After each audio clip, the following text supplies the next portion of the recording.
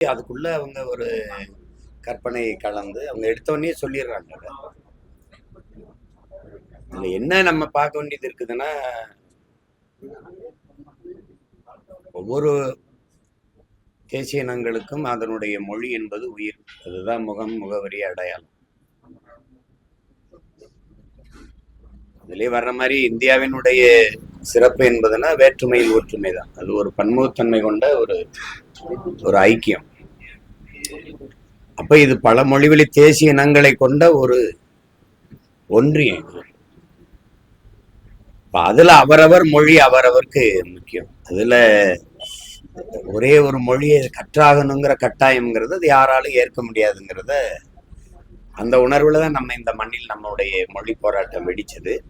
அதுதான் இந்த படம் பிரதிபலிக்கும். உணர்வு அதுதான்.